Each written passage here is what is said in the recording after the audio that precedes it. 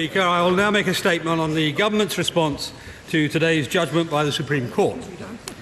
This Government is determined to deliver on the decision taken by the people of the United Kingdom in the referendum granted to them by this House to leave the European Union. So we will move swiftly to do just that. I can announce today that we will shortly introduce legislation allowing the Government to move ahead with invoking Article 50, which starts the formal process of withdrawing from the European Union. Now, we received the lengthy 96-page judgment just a few hours ago, and government lawyers are assessing it carefully. But this will be a straightforward bill. It's not about whether or not the UK should leave the European Union. That decision has already been made by the people of the United Kingdom. We will work with colleagues in both houses to ensure this bill is passed in good time for us to invoke Article 50 by the end of March this year, as my right honourable friend the Prime Minister has set out. This timetable has already been supported by this House. Now let me go through the issues step by step. The Government's priority following the European Union referendum has been to respect the outcome and to ensure it's delivered in the interest of the whole country. This House voted by 6-1 to put the decision in the hands of voters, and that bill passed the other place unopposed. So there can be no going back. The point of no return was passed on June 23rd last year. The Government's also always been clear that we must leave by following the process set out in Article 50 of the Treaty on European Union. People want and expect us to get on with implementing the decision that was made. Now let me turn specifically to the process for invoking Article 50 now and the issues that arise from today's Supreme Court judgment.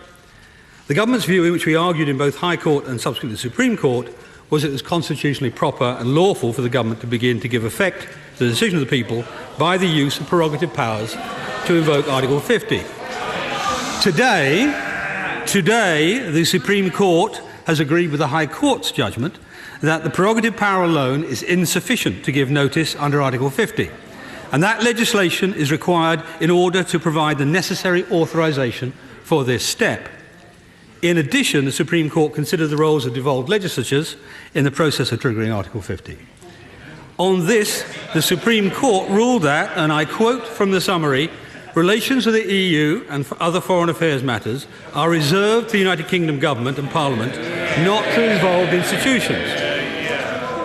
The Supreme Court summary goes on to say that devolved legislators do not have a veto on the UK's decision to withdraw from the European Union. Now, I'll come back to our collaboration with devolved administrations later in this statement. The Government's been giving careful thought to the steps that we would need to take in the event of the Supreme Court upholding the High Court's view. First of all, let me be clear that we believe in and value the independence of our judiciary, the foundation upon which the rule of law is built. So, of course, it goes without saying, we will respect this judgment. Second, as I've already made clear, this judgment does not change the fact that the UK will be leaving the European Union, and it's our job to deliver on the instruction the people of the UK have given us. Third, we will, within days, introduce legislation to give the Government the legal power to trigger Article 50 and begin the formal process of withdrawal. It will be separate to the Great Repeal Bill that will be introduced later this year to repeal the European Communities Act 1972. This will be the most straightforward bill possible to give effect to the decision of the people and respect the Supreme Court's judgment. The purpose of this bill is simply to give the Government the power to invoke Article 50 and begin the process of leaving the European Union. That's what the British people voted for, and it's what they would expect. Parliament will rightly scrutinise and debate this legislation, but I trust no one will seek to make it a vehicle for attempts to thwart the will of the people or frustrate or delay the process of exit from the European Union. Fourth, our timetable for invoking Article 50 by the end of March still stands. That timetable has given valuable certainty to citizens and businesses in the UK and across Europe. It's understood by our European partners and provides a framework for planning the negotiation ahead. This House itself backed that timetable by a majority of 373 in December. So we look forward to working closely with colleagues in Parliament to ensure that the legislation on Article 50 is passed in good time to allow us to invoke it by the end of March as planned. The government's fifth and final principle for responding to judgment is to continue to ensure that we deliver an exit that's in the best interests of the whole of the United Kingdom.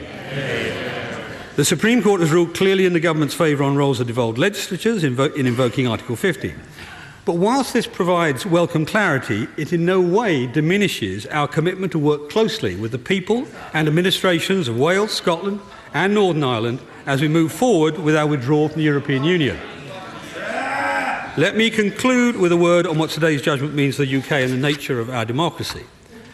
I know that this case, on an issue of such importance which arouses strong views on all sides, has not been without controversy. But the court was asked a question. A proper, thorough and independent process was gone through, and it has given its answer in law. We're a law-abiding nation. Indeed, the UK is known the world over for the strength and independence of its judicial system. We will build on this and our many other strengths as we leave the European Union. We will once again be a fully independent, sovereign country free to make our own decisions. Our Prime Minister has already set out a comprehensive plan, including our core negotiating objectives. She's been clear that we want a new, positive and constructive partnership for the UK and the EU, a partnership that will be good for the UK and good for the rest of Europe. Today, we are taking the necessary step to respect the Supreme Court's decision by announcing a bill. It will be up to this Parliament to respect the decision it entrusted to the people of the United Kingdom, a decision they took on June 23rd. I commend this statement to the House.